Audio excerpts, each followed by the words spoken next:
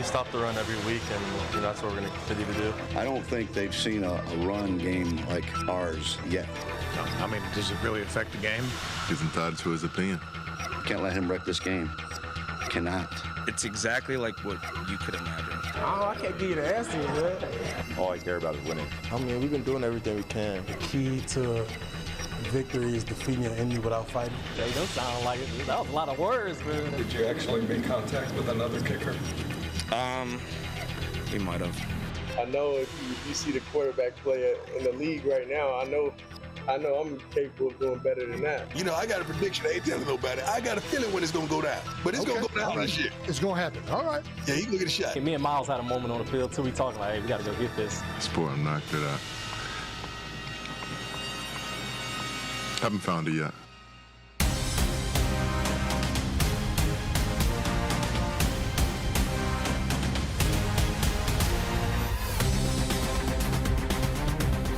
Ford Field, the scene today. The Browns on the road in Motown, taking on the Lions. The tailgate is off and running from back here in Master Control in Cleveland. Mark Schwab, Josh Cribbs, Reggie Langhorne with you.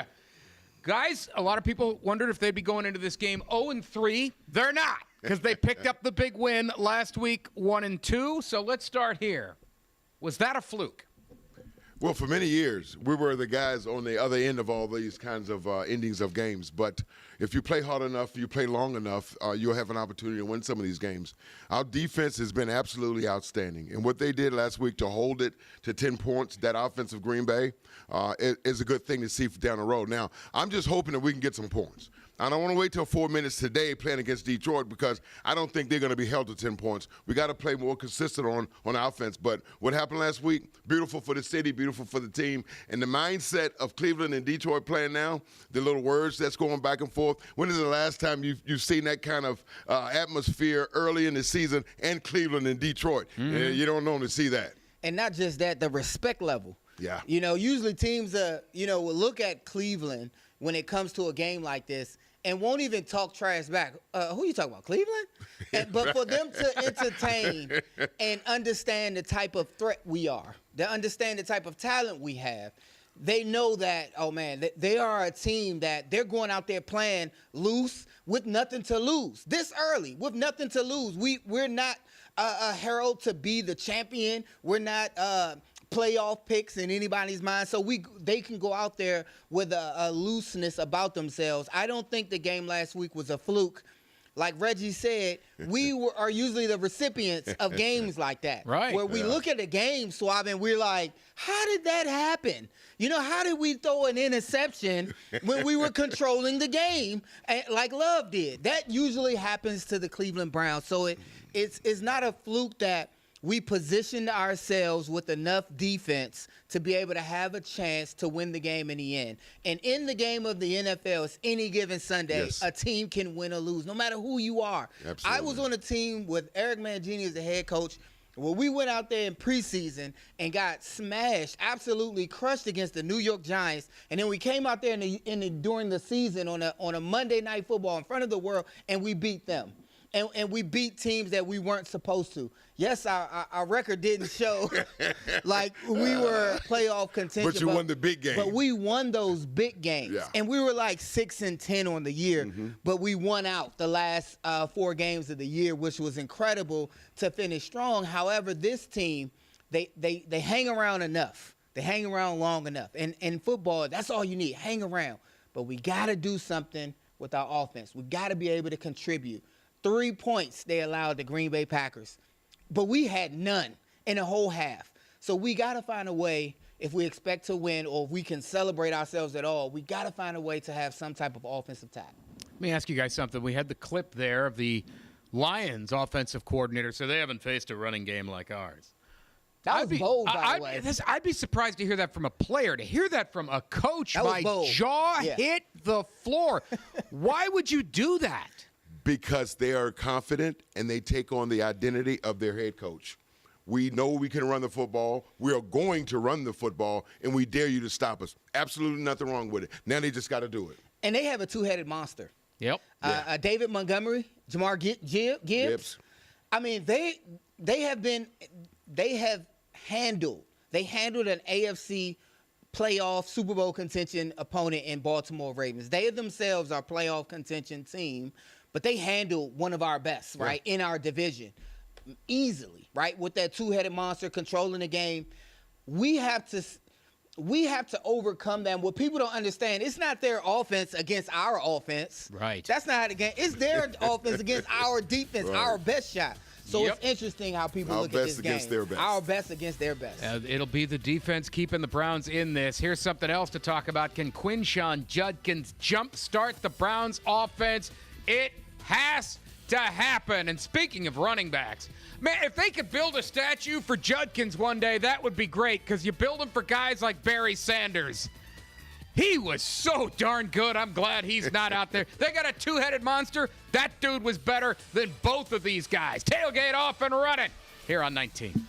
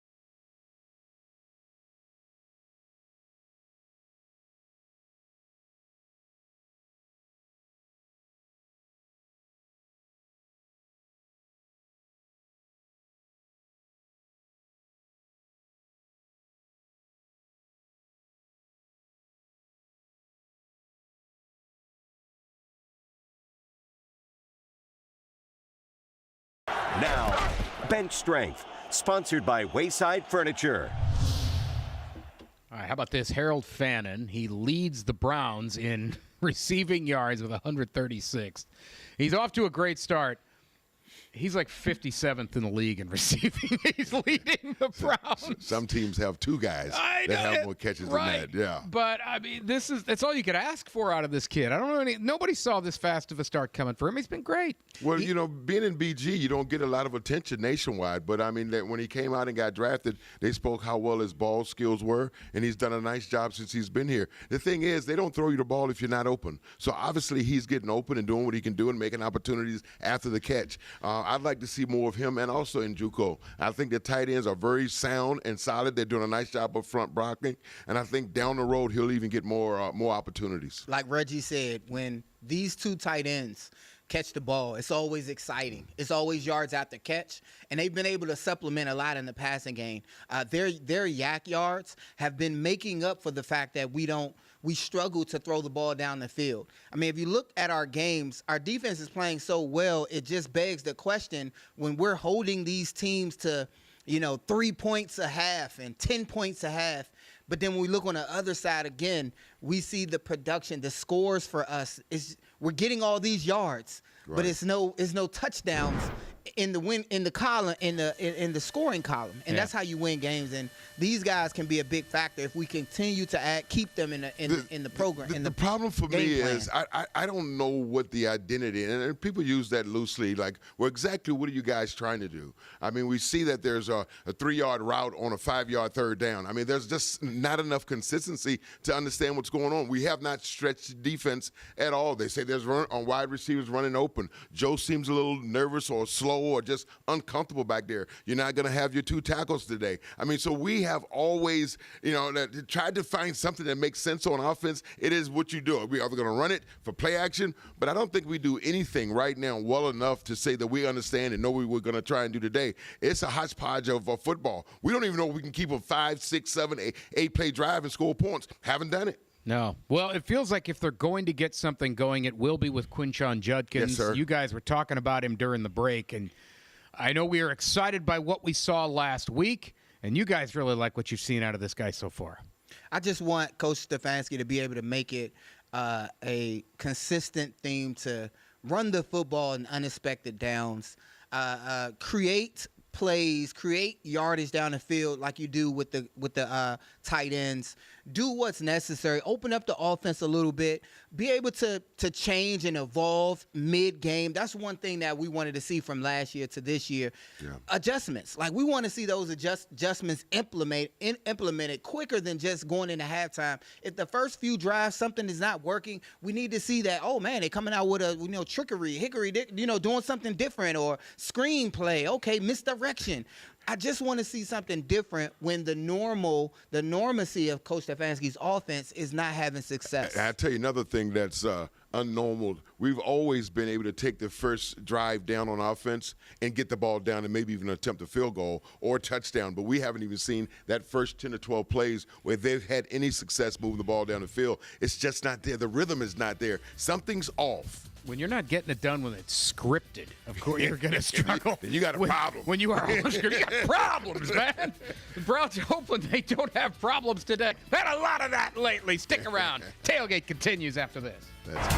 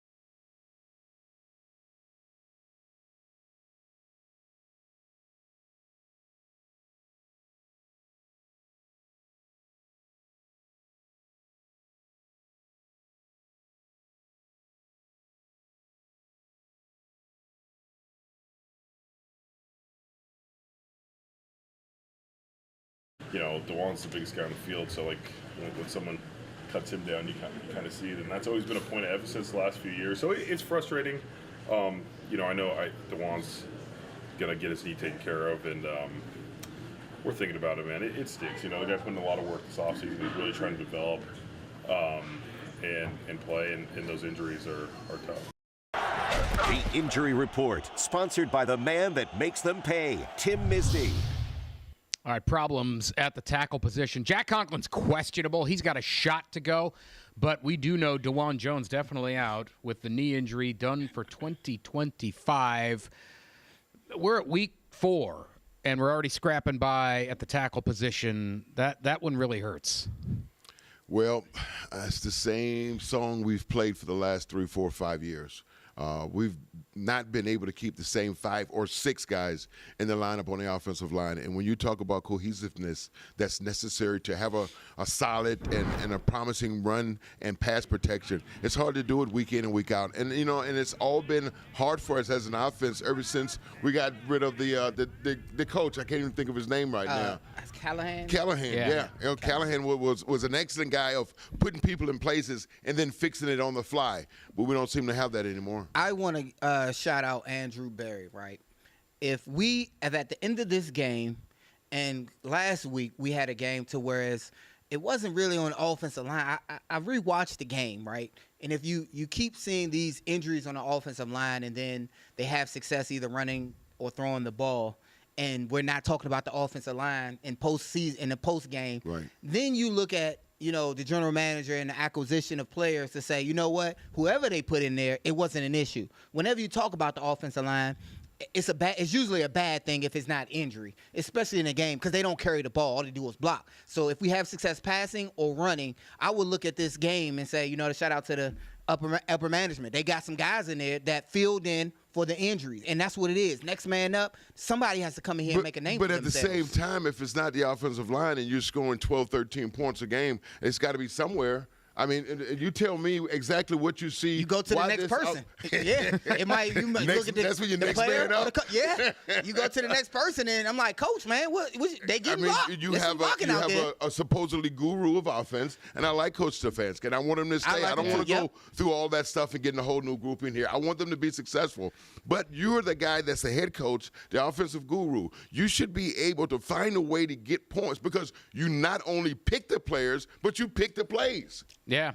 Well, and that is a criticism, Stefanski, that you hear sometimes. All right, time for one of my favorite segments of the show, Blind Resumes. Producer Chris takes 2 players, removes the names. In this case, it's quarterbacks. Gentlemen, first 35 games of their career. Who do you like better, QB1 or QB2? Sacked 98 times, but threw 8,000 yards. 19 and 16, 20 and 14. I'm gonna These take are not QB1. relevant to today's game. I'm gonna take 2 just cause. 78 sacks, 20 and 14. What's his record though? 19 and 16. 19, that's not bad. Oh, 8,000 yards. No. Quarterback 1. He's 20 and 14. I take wins over everything. But that's just one more win. Well, it's one more. And 2 fewer losses. 1,000 more yards.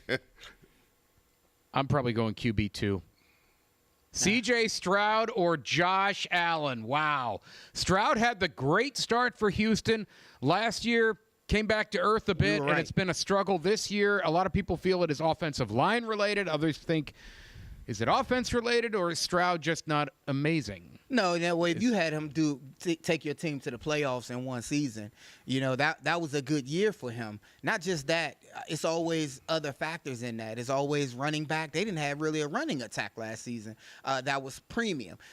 Premium coaching. If you go at, you know, the playbook, they played us. They had to play us the first round.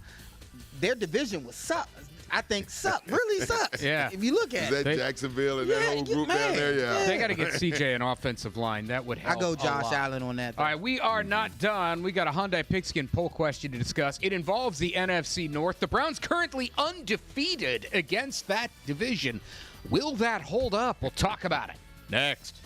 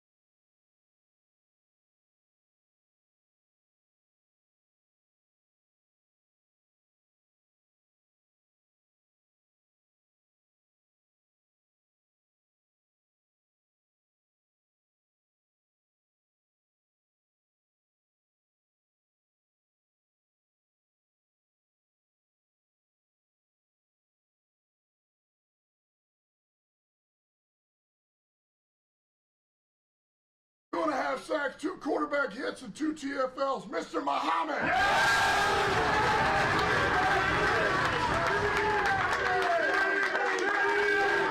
You know what? I want to thank every player, every coach, everybody that's in this organization, because about a year ago, I was home, I was on the couch. So when you get an opportunity, you make sure you take advantage of it. Yeah. I want to also thank the guys in my room for helping me out this week. You know, without them, I wouldn't have been able to do what I did tonight. Now the Pigskin Poll, sponsored by your Northern Ohio Hyundai dealers. All right, we do this every year. We pick a poll, we drop it in the newscast. We ask you to go to the website and vote, and you did. Get to the results in a second. How will the Browns do versus the NFC North?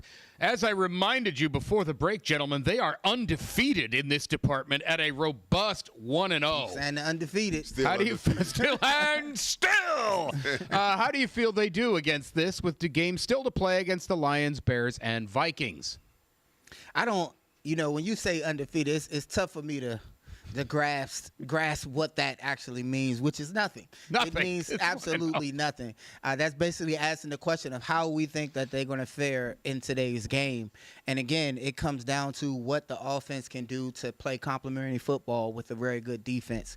Can our defense be consistent in the run game? You're facing a challenge today. Make no mistake about it. This is a challenge. You have a two-headed monster. Bottle those guys up. Denzel healthy, Greg Newsome back there. If they are consistent, our defense plays the way we know they can play, then it's looking at the offense and special teams. Then we're looking at, all right, what you got? What can you add to this? They can't hold them to 0 points the whole game. Right. Honestly, I think the offense has to score over 20 points or we're going to be in some trouble. What's realistic for them against the NFC North here to finish with a record? I think you can go 2-2, and I say that because I watched Chicago Bears young quarterback Caleb Williams just tear Dallas apart. And our defense is completely different than that, but they're very talented on offense, just like Detroit is today. So how we play today against this offense will make me make that decision with that team. But McCarthy, the young kid from Minnesota, they got Carson Wentz playing at quarterback in Minnesota, and if you can't beat him, then you shouldn't even be in the league. Well, we can win out. Yeah, it's possible. Yes, it is very much that's how good our defense can play. Yeah. But realistically, I think this team should go 3-1 in that division. Okay. All right. And this is what the folks think. 1-3. Tell me this is the only reason it's not 0-4 is because they already have one under their belt. That is, Browns fans have played this game before. Yes. And unlike that, they have been in this city for years. Yeah. And they won't be. Nope. I gotta see it. 1-3, they're going to lose them all. Even though they won against the Lions last week, right. we're going to lose that one again. Somehow they're going to say we didn't win it. All right, so here's a what to watch, and we want to talk about this guy from our friends at the OBR. How do the Browns defend Amon-Ra St. Brown?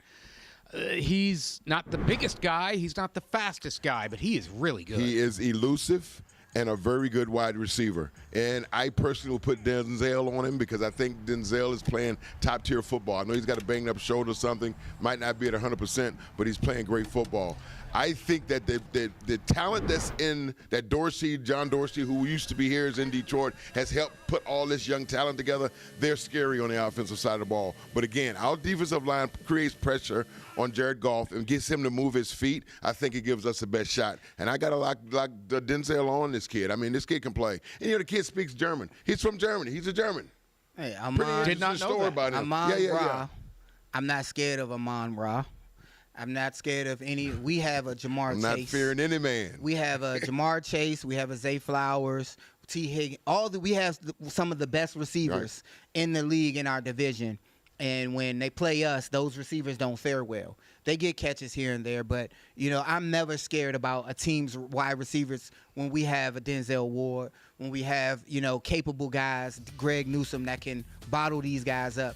I'm interested in the run game and how well we play consistency up front with our defensive line. You know what makes a defensive back look good? What's that? A defensive line. I was going to say, a good pass rush helps a whole lot. Mr. Graham. Yep. Comerica Park. The Guardians could be there this week. I don't want them to be. I'd rather them be playing at home. I want the Central Division. That's a separate show, though. But we picked a lot of fights with the Motor City Kitties, and now it's the Lions, and we just need to keep beating people from Michigan. Tailgate continues.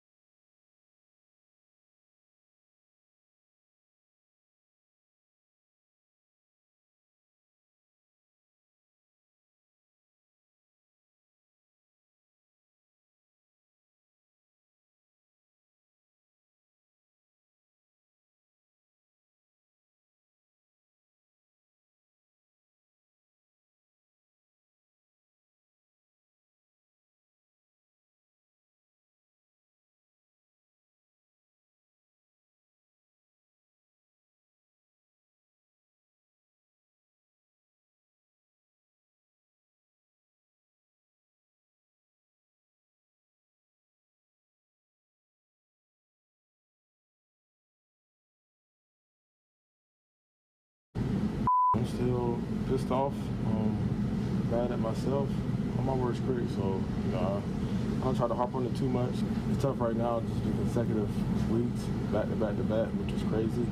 That's why y'all saw me in the distraught. I was just like, I can't believe this happened for the third time. Around the AFC, sponsored by your local Toyota dealers. Toyota, let's go places. All right, looking around the conference, Baltimore there. Derrick Henry is upset after his fumbles. The Ravens are 1-2. They are at Kansas City today.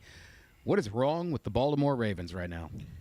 Well, they've lost the 2 games because of fumbles late in the fourth quarter by Derrick Henry. And he's not a guy that does that normally. I mean, and it's one of those things where he's done nothing wrong. Somebody punched the ball out at the right time and made great defensive plays. But as far as him as a running back, he's still a solid, good football player that's still going to play a few more years in this league. I don't give one. I just don't care. How they fare when you're talking about the Baltimore. I hope they continue to struggle. These are talented guys. Whenever you have a team has, and this is for everybody out there as well. Whenever a team has the talent that they have, and they struggle, I look at coaching. If you have the guys there, and then they're not finishing games, they're struggle holding on to the football. A guy like Henry.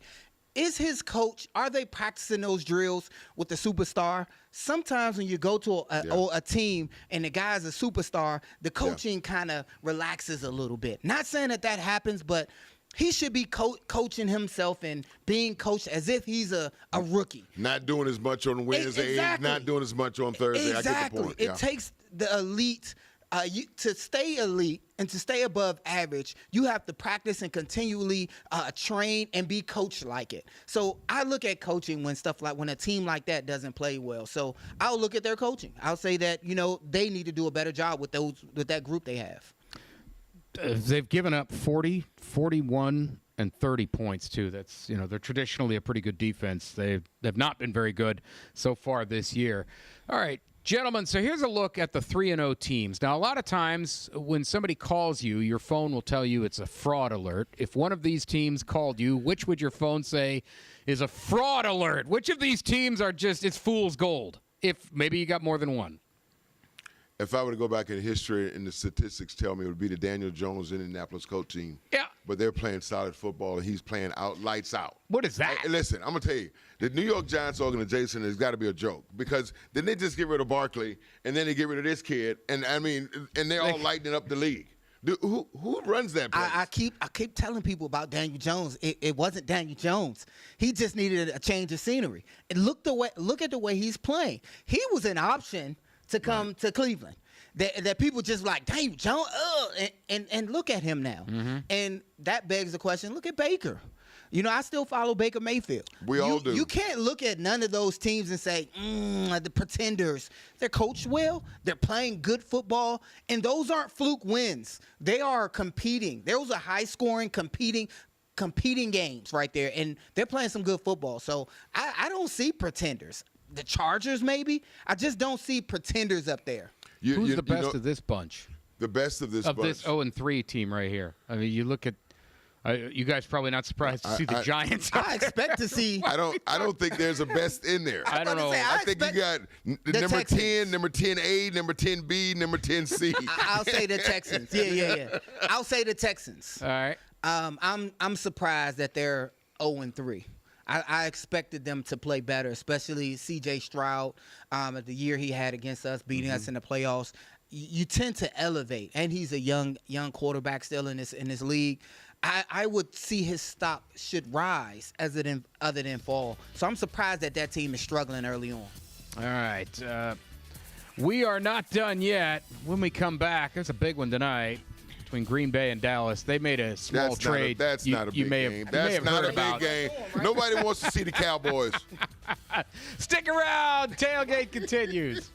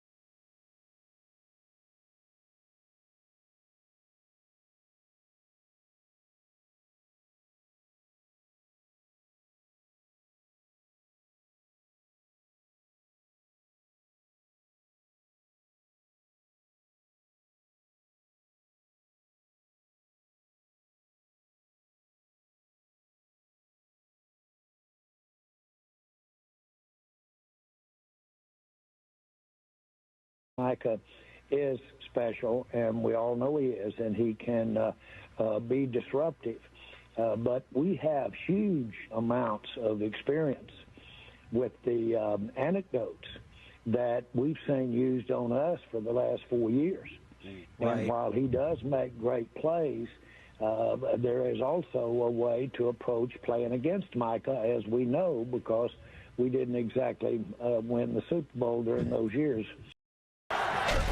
Now the Quick Picks, sponsored by your local Kia dealers. Well, we're You going to ever go heard ahead the and get rid phrase of our best "stick player. a sock in it"? Yeah. That's what I want to say to that cat. It's just stick a sock in it, dude. we didn't win a Super Bowl with them.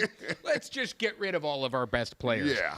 All right, so gentlemen, that's tonight. It's Micah Parsons against the Cowboys, and I'm sure there will be a revenge game there. You two at some point played against a team you used to play for. What is that day like? For me, it was never any lost love. I came back and played against Cleveland. And knowing all the guys that were, flourishing here on the team, those were, especially special teams, those were my young guys. I was rooting for them. I came back here as a Colt. We had already, Indianapolis Colt, and we had already solidified a playoff bid. And so I came back like, I don't let Cleveland win, and kind of in my head. And I was praising young guys, and the fans still cheered me on. So it was no love lost. It didn't happen in that way. But it's how you leave an organization. And I want to say that my exit was clean. Way cleaner than that, guys. My exit was not clean. Okay. I was under Belichick for a year, and it was all turmoil for that year. And I had a chance to go to 6 or 7 teams around the league, but I ended up going to India also. And Indy on their schedule, opening day was the Cleveland Browns. And I knew that I would have a chance to play against the guys in the team that I had played against for 7 years, played with for 7 years. I went in the defensive room and told them absolutely every single thing of every friend I got. I love my friends, but not this day. There was no fraternizing with the enemy. I wanted to win, and I went 2-0 when I played at Indy against Cleveland. Was you were like, here's undefeated, the thing. right. The inactives are out, and this is not good. We talked about Jack Conklin earlier in the show. He is now out. He had been listed as questionable, so they were hopeful he could play. And, yeah, that's okay. Here we go. Yeah, I think we're in the space right now of looking for a tackle to trade for.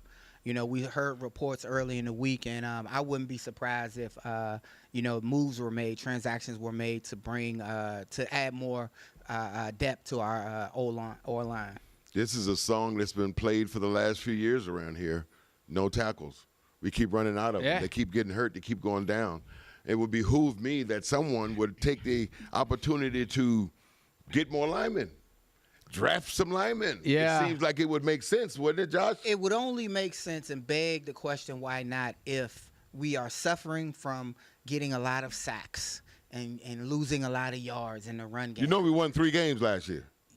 Yeah, but if you we haven't scored over 17 points this year. It has to be how you lose those games. Offensive linemen are the key, and the defensive linemen are the key to any winning organization. You must run the football and control the line of scrimmage. Absolutely, but I need as many of them as I can get. Quinshon Judkins is having some success. We're looking; those are cover sacks that we thought we saw. Right. It's not as if we're seeing things wrong up front. They're showing us blitzes they've never seen before or not coached up. The line is not the issue right now. We may be depleted. Your quarterback is getting sacked, looking all scared and shaking his feet, pat. He's a 40-year-old veteran. You tell me he's not trustworthy? Apparently not. He don't trust the guys up front. He don't trust the guys up front. Well, how can they be? That's his problem. That's a him problem. They'll tell him, stay your butt in the pocket. Right. Stop running around. Is it time? It's not. It may be player today. Coach Flacco. It may be time soon for Flacco to put the headsets on. Here, son, grab this clipboard. Not yet, but soon. Hey, Browns defensive line versus Lions offensive line. We'll talk about this because we got to deal with that Lion running attack. Stick around. Tailgate continues.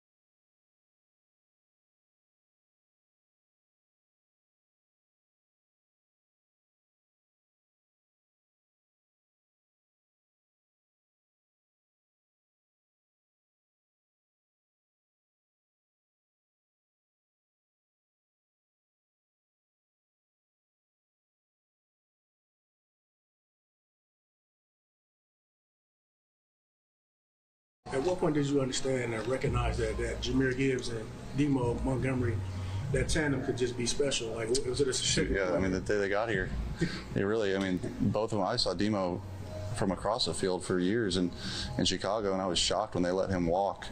And then when we landed him, it was like, holy smokes, we just got one of the best backs in the league. And then you draft Gibbs, and it's like, wow, we got two of the best backs in the league.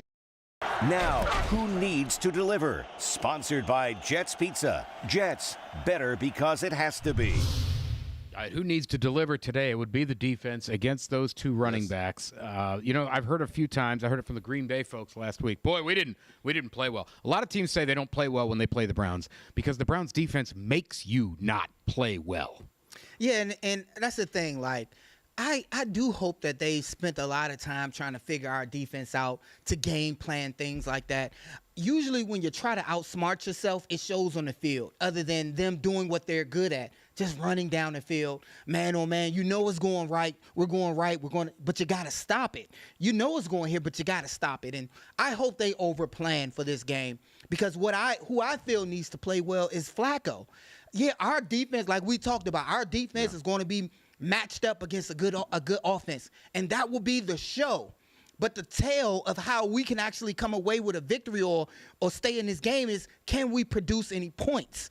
And Flacco needs to deliver. He needs to help that defense out, because if the defense isn't getting nothing in return for their good play, it will continually go down. It has to be complementary defense, complementary team play, and our defense thrives off of that. And, Detroit has been known to have those 8, 9, 10, 11, 12 play drives. If you leave your defense out there that long all day and you're going 3 and out and 4 and out, or whatever the case may be, you've got to find a way to sustain drives, keep the chains moving, and keep the defense off the field, because when they're strong in the fourth quarter, they're pretty good.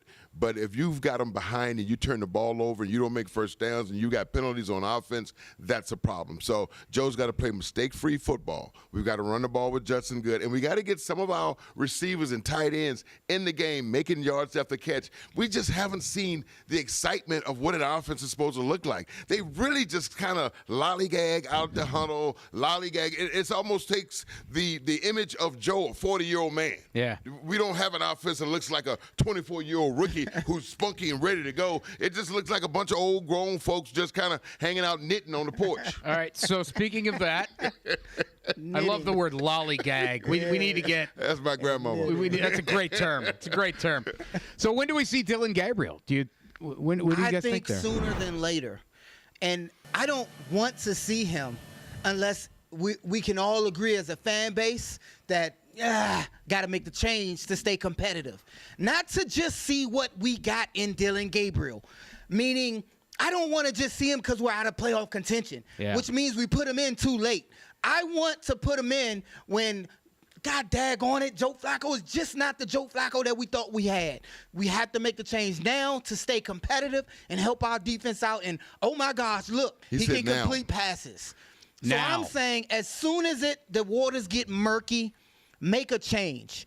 Even put him in there for a drive. Say, Flacco, take a seat real quick. Get your bearings. When I take him out of the game, he's going to continue to stay out the game. If Dillon does well. Yeah. But maybe he needs to recalibrate during the game and to make it a real thing. But I say sooner rather than later for our offense, for our team to stay competitive. Okay, so this is my take on all of this.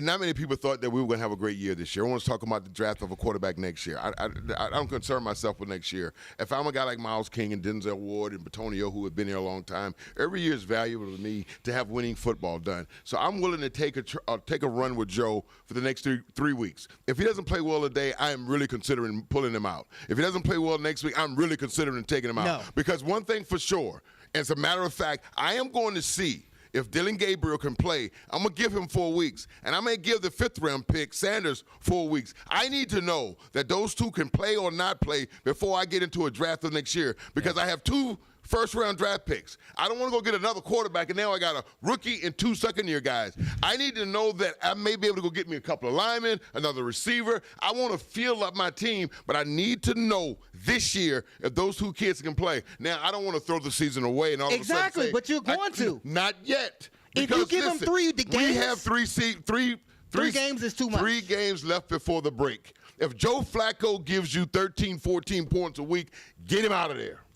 Get him out of there. It's not winning football. But I want him out sooner than later because 3 weeks, we'll be out of playoff contention if we lose all 3 games, and now you're looking at a team that's 1-5. I just can't fathom us not making that move sooner when you got these guys that's in their prime and you feel like you still have a chance to win now. We probably can win games with Dylan Gabriel. Again, our quarterback doesn't have to be the end-all, be-all. I am just gotta deliver the absolutely with football. you on that because, like I said before, if he doesn't play well, get him out. If he wins the day, you got to keep him in. If he plays well, you keep him in. Next week, he is always on the cliff. And the minute he plays bad, we're going to kick him right off the cliff. But just not with the timetable. I agree, not with the timetable. Okay. All right, Reggie's got a hot seat, and Flacco is on it. He wants to throw the man off a cliff. We're going to play a Coach Flacco. When we come back, we're talking about the Lions quarterback, Jared Goff. How good is this dude? Stick around.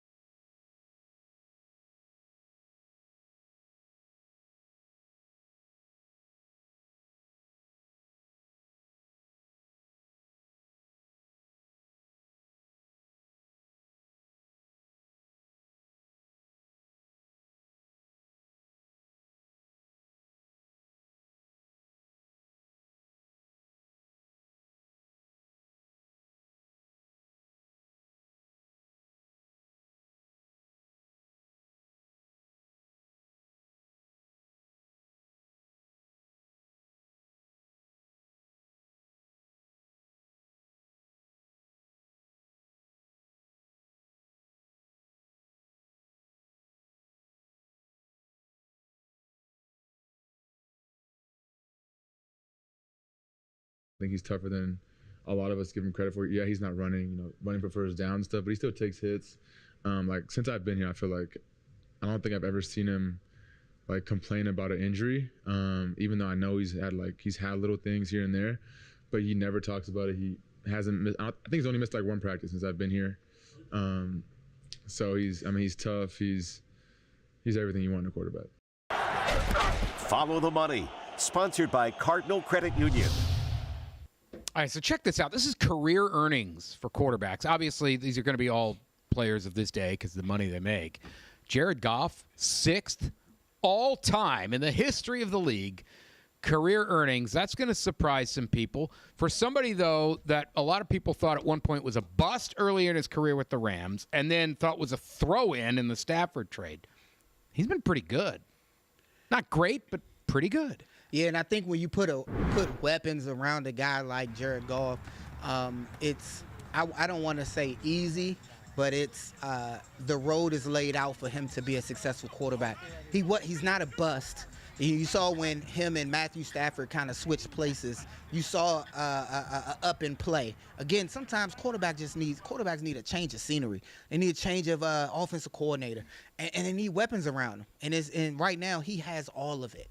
So he should be successful right now. Quarterbacks are just like men. We all need someone to care about us. And the Detroit Lions care about this kid. They give him all the tools that they could possibly give him. You got them two guys running the football, those receivers, Laporta at tight end. I mean, he's done a nice job there. It was unfortunate they got kicked out of the playoffs last year a little earlier than I thought they would, but they're still coming back this year playing solid football. He's leading the pack. They seem to respect him there. And in the game, in the team sports, to be respected by your peers is a big deal. It is. It's a big. You go the extra mile. And last week was our anniversary of 40 years of the Dog Pound, and the friendships that we shared last weekend was unreal. And I understand that feeling of, because when you win, everything is good. And our friendships became stronger because we won together, and we lost some too, but it also drew us closer. So it's nice to see that they like him there. He feels at home, and he's playing solid football for them. And I like those stories. And Cleveland and Detroit are similar in cities, similar in the losing, and for real, both. And you talk about baseball too, and that's like that when the Cubs and the Guardians were in the World Series. People didn't care who won. They were like, both of those franchises deserves a winner. And when you look at the Lions, you look at the Browns, those are, sort of like the underdog teams. Totally. Yeah. I mean, and if they want to keep having the Tigers not win World Series, a lot of us would be fine with that. Yeah. Not a problem. Not a problem. Motor City Kitties. I would like to break that string for our baseball team, but that's a separate program. Hey, today we got a doubleheader here on 19. The Saints traveling to Buffalo to take on Josh Allen and the Bills. And then we talked about this game earlier, the Ravens and Chiefs, 425. Ravens, they might keep losing, and if they want to keep losing, that's fine. We got 10 seconds. I got 10 seconds. I got a good friend, Lapper. His birthday tomorrow, 70 years old. He's a good friend, special guy. Happy birthday, Lapper. Happy birthday. Happy birthday, Lapper. Hopefully the Browns get you done. Go Dogs. See ya.